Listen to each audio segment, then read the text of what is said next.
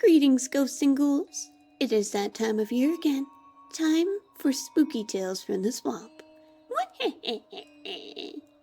For the first spooky tale of the year, we are going to be reading Trap by Anonymous. Ooh. I saw the gold, and I took it.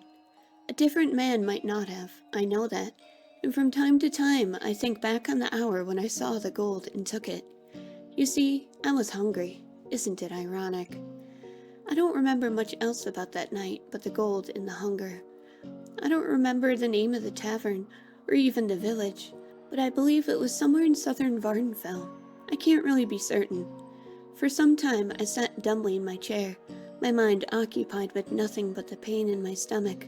If you've never been truly hungry from days of no food, you can't know what it's like. You can't concentrate on anything.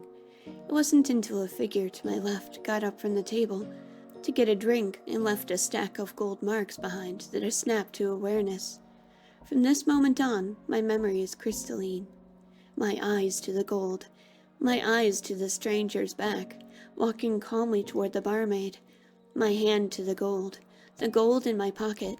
I'm up from the table and out the door. For just a moment I look back. The stranger has turned to look my way. He wears a hood, but I can feel his eyes meet mine. I swear I can scent his smile. Out into the streets and behind some barrels I crouch down, waiting for my pursuer. One benefit of a lifetime running from guards, I know how to disappear.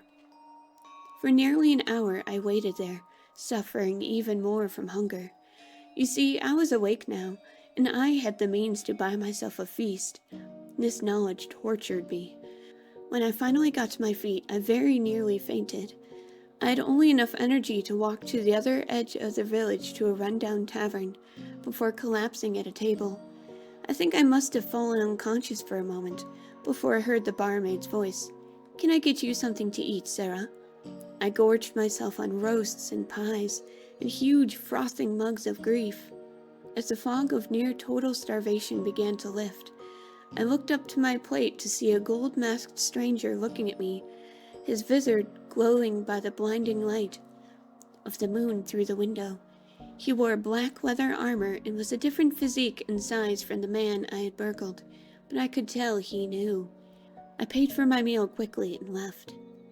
I skirted the edge of the village, through a tiled central courtyard surrounded by the squalid peasants' cottages.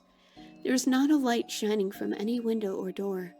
No one was on the streets. I could find no place to hide, so I took the road out of town, heading for the wilderness. Hunger had pushed me on in the days before, but now I felt what I imagined to be the whip of guilt, or perhaps even then it was fear. I fell twice, rushing down the dark path, unused to the slopes and pebbled texture. The sounds of animal life, which I had numbed to, were suddenly very loud in my ears. There was something else out there in the night, something chasing me. On the side of the road there was a low wall, and I scrambled over it and hid. I knew enough about concealment to pick a spot where the bulwark sunk slightly, so that even if someone saw the outline of my figure, he would assume it to be part of the wall. It wasn't long before I heard the sound of running footsteps from more than one person pass me by, and then stop. There was a moment of whispered conversation, and one of the people ran back on the path toward the village. Then, silence. After a few more minutes, I peered out from behind the wall. A female figure in a dun gown, wimple, and veil stood in the road. On the other end of the road, blocking the way back to town, was a knight, coated in dark mail. I could see neither of their faces. For a moment I froze, unsure whether either or both had seen me. "Run," said the woman in a dead voice. The hill behind me was too steep, so I leapt over the wall and across the road in 2 bounds.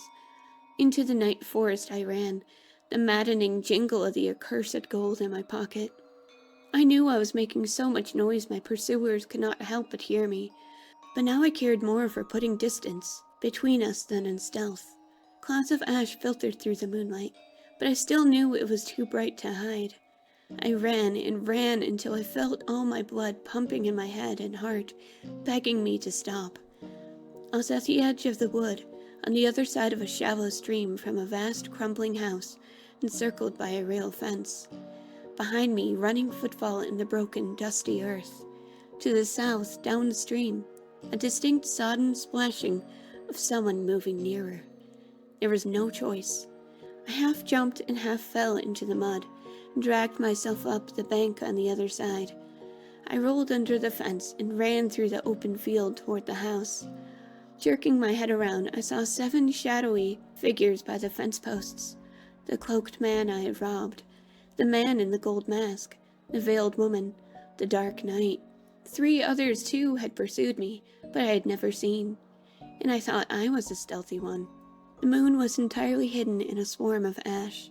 Only the stars offered their meager illumination as I reached the open door of the ruin. I slammed and bolted the door behind me, but I knew there could be no protection for very long. As I looked about the ravaged interior of broken furniture, I searched for somewhere to hide. A corner, a niche where if I stayed very still no one would see me. A splintered table lying against the wall looked perfect for my purposes. I crawled under it and jumped when something moved and I heard a frightened old man's voice. "Who's there?" "It's all right," I whispered. "I'm not one of them." His puckered, gnarled hand reached out from the shadow and gripped my arm. Instantly, I felt sleep fall upon me, resisted as I might. The old man's horrible face, the face of the hungry dead, emerged as the moon came out and shone through the broken window. His talons still gripping me, I fell back, smelling his death surround me. The table was thrown back. There stood the 7 hunters and a dozen more. No, hunters they weren't. They were harriers who had chased me out of every hiding place, expertly pushing me to the lair of the real predator. He was weak with age, the old man was, not as good at the chase as he once was. A blunt, killing machine. "Please," I said. It was all I could muster. Having enjoyed the sport I offered, he granted me mercy of sorts. I was not bled dry. I was not cursed by being made one of them, the burn. I was kept with others, most of us mad with fear, to be aged and tasted at the vampire's whim. We are called cattle. I lost all hope months ago of ever leaving the dank cellar where they keep us.